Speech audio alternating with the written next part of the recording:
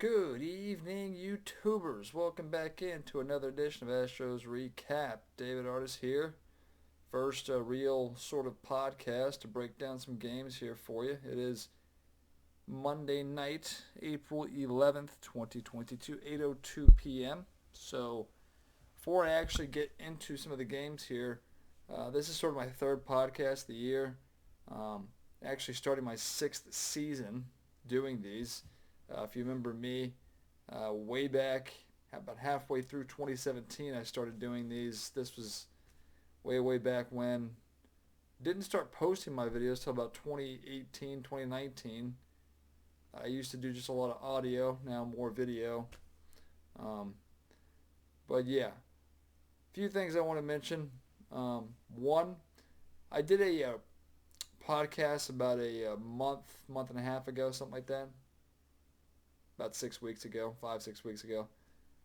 Talked about the lockout, which we were currently, at that point, we were still in the lockout, so there wasn't a whole lot of updates. I wanted to sort of just break down the lockout information for you. Obviously got on about a week ago to break down the season. Now the lockout had ended. And now we've started. So third podcast, regards to my last podcast about a week ago, now, I can't control this, but the staticky sound in the background, that sort of comes and goes. I really can't control it. I have no idea when it actually happens, so I apologize for that last week. If you hear it this week, just know uh, I apologize in advance, but there's really nothing I can do about it. So it's just one of those things that I don't hear it until after it's posted on YouTube. So, yes. But like I said, third podcast this year, 2022. I watch all the games. So I feel like I have a pretty good knowledge of what happens. I have opinions. Usually I break down the games. This year I'm trying to keep things more short and sweet rather than give you every little detail of each game. Just give you sort of the talking points of each game. So obviously playing the Angels, 4 games, Thursday through Sunday. Astros take 3 of 4. I couldn't ask for anything more than what they did, so I'm happy with that, obviously.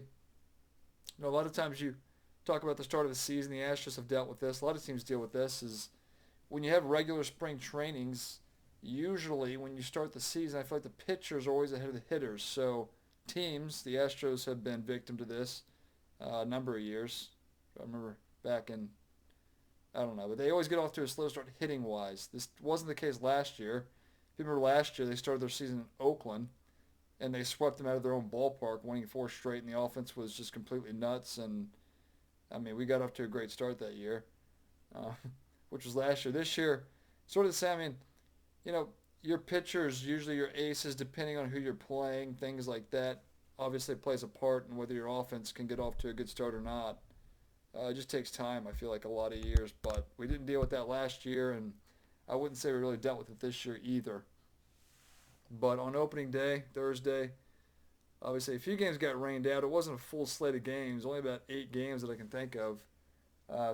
Thursday, usually opens the season with most games, but obviously the Astros 8:30 starts, so you had to wait a while. Game really didn't start till after 9 with all the introductions, all that. So, but yeah, they won it. Obviously, that's their 10th straight opening day win, which ties a record, I believe, for a team way back 1880s. So I can't remember the exact team. It's not a current team, obviously, but I can just remember all the years in the National League, especially the late years. I think about, like 2008, 9, 10, 11, 12. They would lose, I feel like, every opening day. Now they've done it 10 straight times. Ever since they shifted to the AL, 2013, every year since then, they've won every opening day. So the Astros, yes, 10 straight years. That's quite an accomplishment. So that's kind of cool thing. Shohei Ohtani, of course, pitched for the Angels. Framber Valdez was terrific for the Astros. I mean, 6 2/3, didn't give up any runs.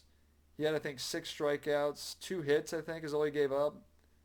But yeah, Valdez was great. He was an interesting sort of guy to look at. We talk about last year starting the season late after having the injury, his first spring training start, where he sort of fractured or broke his finger, whatever it was. But starting in June, pitching very well until, of course, the substance. I've talked about this in the past, but he was never the same since they had cracked down the substance policy for pitchers. So, uh, but he went out and he was great. Deserved the opening day start. They didn't want to give it to Verlander with Tommy John sort of managing him a little bit, but it was great. Valdez was great. We did score an early run, of course. Final score was 3-1. So Ohtani. A lot of these pitchers or pitch counts are right in the 70 to 80 pitch range. So they're not really going deep. Now Valdez 6 2/3 was the most of any pitcher this entire weekend for these games. But he was very efficient. Got a lot of ground balls, double plays. So yeah, I mean, but Valdez was really the big story of that game. Talking point. Valdez was great, and we'll see him on Wednesday pitch. The Astros are off tonight. But yeah, home runs. Bregman hit a home run, and Alvarez hit a home run. They were back to back, and about the seventh inning off Ryan Tepera, who has had choice words for the Astros last year in the postseason. We played the White Sox. He had an interview where he sort of talked about them cheating at home, thought things weren't fair, and thought they were still cheating. Yeah, I mean that's gonna people are idiots. Okay, he's one of them. But we sort of got to him, touched him up a little bit there. Little something extra there for the Astros, but scored, run Bregman had an RBI single, I believe, in the third, fourth inning, and then it was 1-0, very tight for a while. Bullpen came in, did a good job. Maton did give up a run. There's a play in the outfield, so I really don't think Jordan Alvarez should play the outfield. I really don't. I just don't think he's a good outfielder. Now he's made the routine plays. I've seen no big mistakes from Alvarez in the outfield.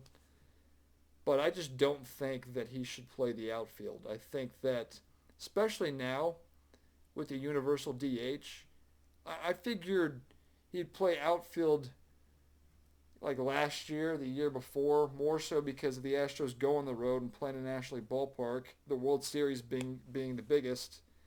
We could still keep his bat in the lineup. But now that this universal DH, I just think Alvarez should just stick to hitting. That's what he should focus on. That's what he's good at. I feel like he's a sort of a liability. I don't think he's a terrible outfielder. Never really been tested when there's been,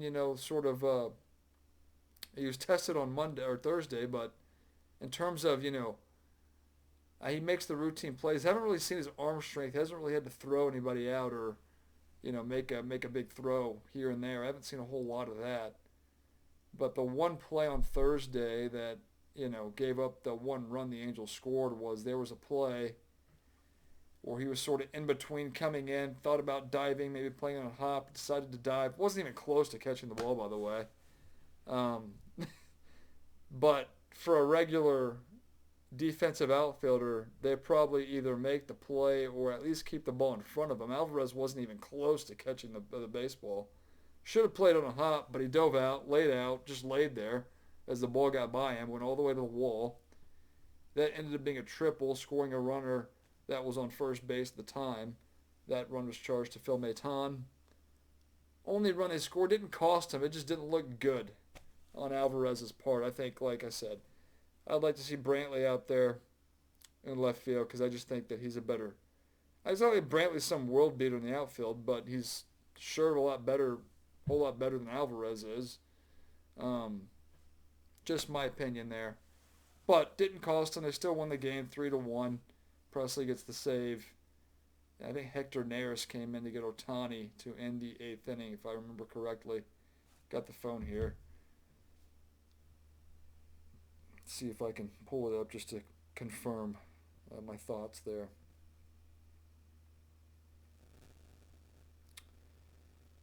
So yeah, Framber Valdez 6 2/3, 2 hits, struck out 6, walked only 1. Phil Maton the 1 inning, the 1 earned run, 1 hit, struck out a batter. Neris got 1 out, got Ohtani to fly out, and Presley gave up a hit, but also had a clean inning other than that hit. I think it was just a single. Trying to see here if I can get that.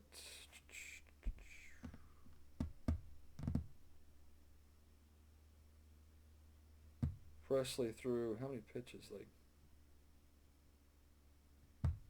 Alright, I don't think it's telling me here. See if I can get to.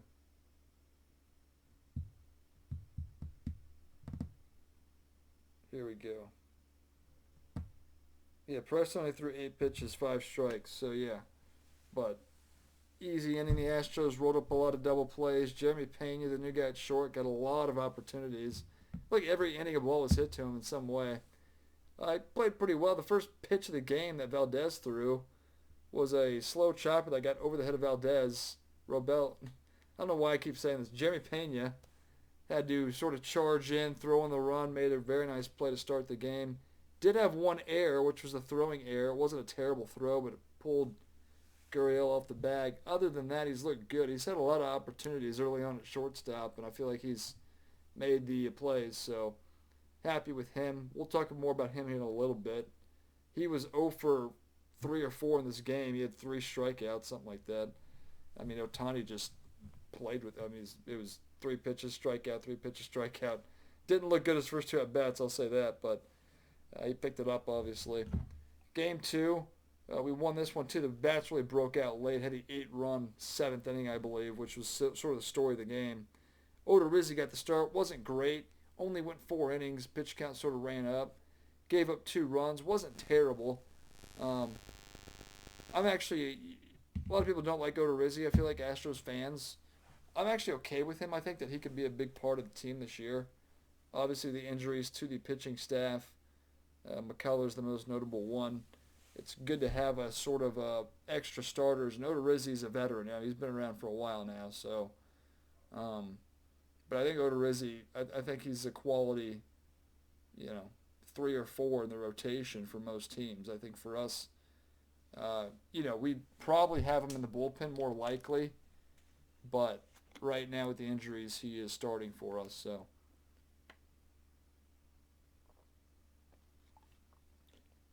but like I said, 4 innings, 2 runs. The offense was the story of the game. We had 6 home runs. Gurriel was not in the lineup. In fact, he's missed the last 3 games. He's on paternity leave. Should be back tomorrow in Phoenix when they play the Diamondbacks. But, so we were sort of mixing around first base. Diaz got the start, hit a home run. So did Altuve. Altuve led off the game with a home run. Jimmy Pena got his first home run, first hit, first home run. Bregman hit a home run, and Kyle Tucker had 2 home runs. So that 8-run 8th inning really, opened things up, and then from that point forward, it was just getting the outs to finish off the game. The Angels did score a few, 3 in the 8th, 1 in the 9th. But yeah, we were down 2-1 early, but a single runs in the 4th, 5th, and 6th, and then really broke it open there in the 7th, the 8 runs. So obviously Odorizzi couldn't get the win. Rafael Montero gets credited with the win. That's sort of the official score's discretion. They get to make that decision if your starter can't go 5 and you still win the game. So Montero, a guy I want to talk about here in a little bit.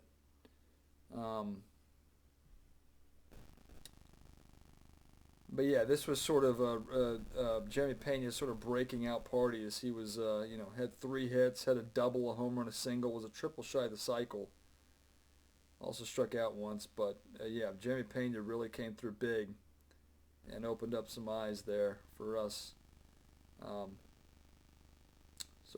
13-6. Saturday we lose 2-0. This was Verlander's first start. Looked good. Only gave up 1 run, which was the solo home run to Jared Walsh. If there is one knock on Verlander, it's the fact that he gives up his fair share of home runs. Usually they're solo home runs, so it's not a huge deal. He usually doesn't give up big, 3-run home runs in big situations. He usually can, manage that a little bit. But Verlander was great. I mean, I think he went 5 or 6 innings. Again, pitch counts the first time around the rotation are going to be, like I said, 70 to 80 pitches. Obviously with Verlander, even a little more cautious with his workload. See if I can get the exact number. He went 5 innings, 3 hits, that 1 earned run, the home run.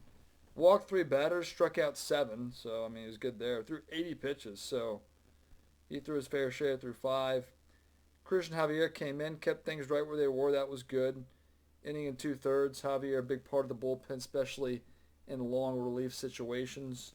Blake Taylor got out. Stanek gave up a home run to Mike Trout to give him the second run, but the Astros just were shut down. I mean, they couldn't hit center guard, and then their relievers they brought in this particular instance couldn't really get to anybody. So they really didn't even threaten to score. I mean, two singles. I don't even think a hitter got to second base. So really had no chance. It felt like in that game, but it's okay. Tip your cap. Syndergaard was good. Be interesting to see if he can stay healthy for them with Ohtani as their ace. See if he can sort of reform, get back to his, when he was very good for the Mets. We'll wait and see there. But lose that game 2-0. Not a big storyline there, really, for the Astros at least. And then Sunday they won 4-1. Got down early 1-0. But Urquidy got the start there. Urquidy was very good. I think he got the win. Went 5 innings. I just got to confirm the things I say to make sure I'm right. So I jump into this, and of course, have issues loading. This was also always the issue in my room when I did these podcasts in the past. These things would never seem to want to load. But Urquidy pitched well. The offense took a little while to get going. They had a few opportunities early on where they couldn't score. But Bregman came through with a big 2-run single. I know Jeremy Pena scored on a wild pitch. And I think Chas McCormick had an RBI infield single, basically. Scored the 4 runs. But yeah, Urquidy, 5 innings, 4 hits, 1 earned run. Struck out 2, didn't walk anybody. Gave up a home run to Jack Mayfield, which is the only run the Angels scored. But Phil Maton got in the scoreless inning, 2 strikeouts, gave up a hit, walked a batter. Okay. Montero got the 7th inning. Rafael Montero, a guy I think can find his way into a high leverage spot. I think Montero, now again, it's small sample size. He's sort of the forgotten guy in the Graveman deal last year. Graveman obviously onto the White Sox, but Montero, who got hurt after only about 3 outings last year, but I hate using I hate using the sort of phrase when we talk about a pitcher having good stuff, but he's looked good, and I think Montero. I think the Astros bullpen's a little underrated. They got a lot of guys I feel like that can be sort of set up guys. Now Pedro Baez, a guy I didn't bring up on Saturday, was pretty bad out of the bullpen. And I know it's only 4 games, but I've come to the conclusion that Baez will not be a big part of our back end of that bullpen. He's lost his velocity on his fastball. He was hurt all of last year, and the early game he had this year was not very good. So again, I know it's only 4 games, but I think I'm confident in my feeling that Baez will not be a big part of the Astros bullpen. I just don't see it. I'm trying to pull up the stats on Friday, but he gave up 3 earned runs. Didn't even get through the inning, I don't think. Got 2 outs, but was not very good. We were just trying to shut the door there at the end. But yeah, Montero, who pitched the 7th. I think Maton got the 8th, or the no wait. Yeah, no. I gotta look at this again. This phone now doesn't want to load. Stupid phone here. Stupid internet connection, actually. But Baez real quick. Yeah, he got 2 outs, 3 hits, 3 runs. Apparently none of them were earned. So his ERA sits at 0. Who made an error that inning? Somebody had to have made an error. But he gave up 3 runs. I didn't even realize they were all unearned. Interesting there. But the Saturday game, you had Montero pitch a scoreless inning. Blake Taylor got 2 outs, gave up a hit, struck out a guy. Brian Abreu got 4 outs, an inning and a third, 1 hit, 2 strikeouts. Pedro Baez got the 2 outs, gave up 3 runs. And then few guys I didn't mention on our roster when I sort of came up with the 25. I think the roster's 28 right now. I think it shrinks after, I was talking to a coworker. last week. Ronel Blanco, guy I know nothing about. Looking at his stats right now, I think this is his first time ever pitching in the major leagues. So in the one game, he gave up a run. So his ERA is at 6.75, a little inflated there. But he got 4 outs, closed out. That was, again, going back to Saturday's game there. But yeah, Montero is a guy I have high hopes for. Talked about Maton, of course, Hector Neris. Baez, I think you can sort of cross him out of the picture there. Stanek gave up the home run in his one sort of outing on Friday, but we'll see what Stanek can give us. That's one thing he has had trouble with is the long ball. He is susceptible to that. Nico Goodrum's the other sort of sixth infielder, I guess. Jose Siri, Chas McCormick made the team, of course. Talk about, Kyle Tucker, Michael Brantley as your outfielders there. But six infielders, if you just count, Gurriel, Altuve, Pena, Bregman, Diaz, and Goodrum. Of course, Castro and Maldonado and Ronel Blanco in the bullpen, extra reliever. That's the way it looks right now. One issue I had with Dusty Baker. This will be an ongoing thing throughout the year. Friday's game, I don't think this cost them game, but how do you put Nico Goodrum in the 3 spot in the order? That's just mind-boggling to me. Like, that dude who's never had success anywhere. I barely knew his name before he was an Astro. He played for the Tigers, I think, but you put him in a 3 spot in the order? That was just crazy to me. Not that it cost him the game. Just the... I'll try to go easy on Dusty Baker this year, but I have issues with managers. Usually it comes to bullpen management, but the way we eliminate the whole bullpen management issues is if you just have good relievers. I won't trust Brian Abreu until I see a consistent sample size of good scoreless outings. So I'm not going to... Like, the two guys that scare me in the bullpen is Blake Taylor and Brian Abreu as of right now. Pedro Baez as well, but I haven't seen enough of him to really not like him a whole bunch. I just don't think he's going to figure himself into a big spot, a late in innings type of guy. But yeah, I need to see more out of Brian Abreu, and as the season progresses, give me a month to get sort of a good gauge on a lot of these guys. Again, first series, I use the word first impressions quite a bit. New season, I try to start with a clean slate for most of the guys. So, but yeah, that's sort of where I'm at.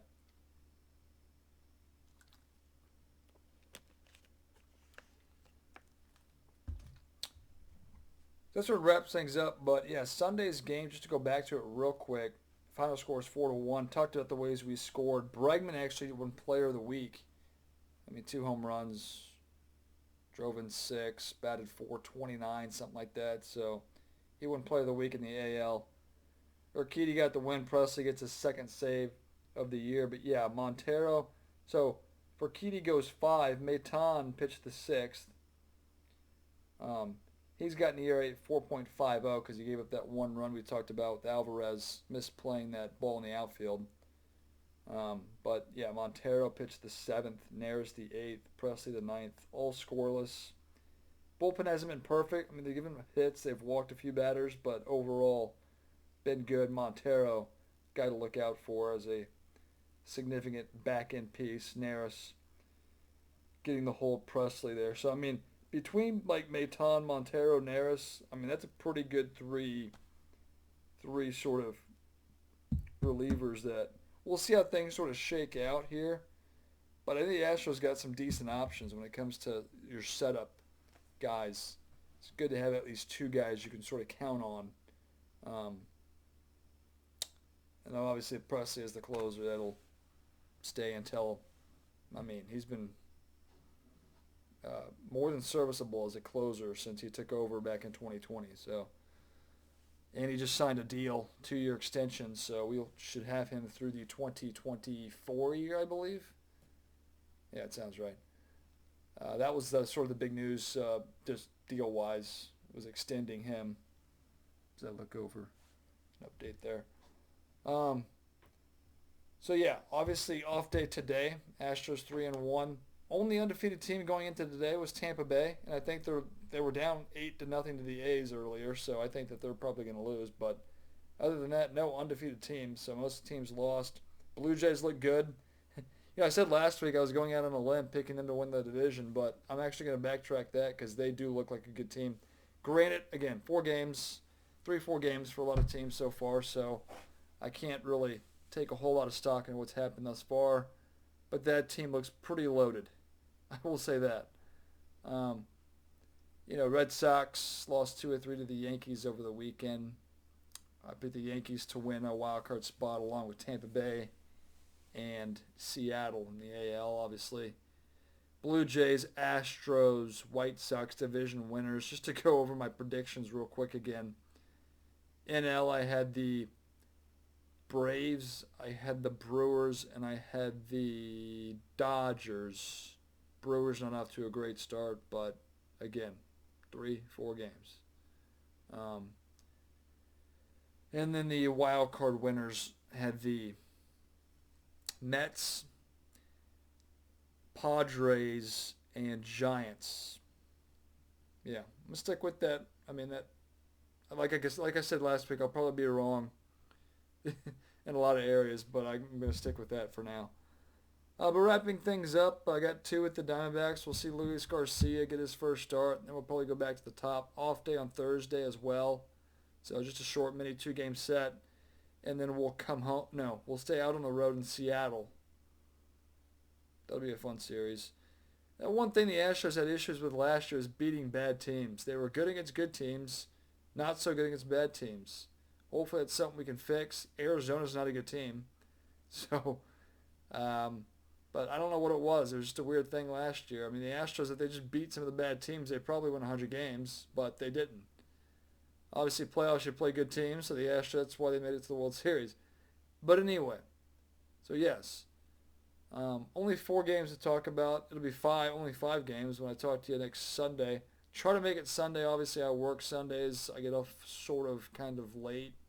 I mean, I don't make it home till around 9 p.m., but we do play.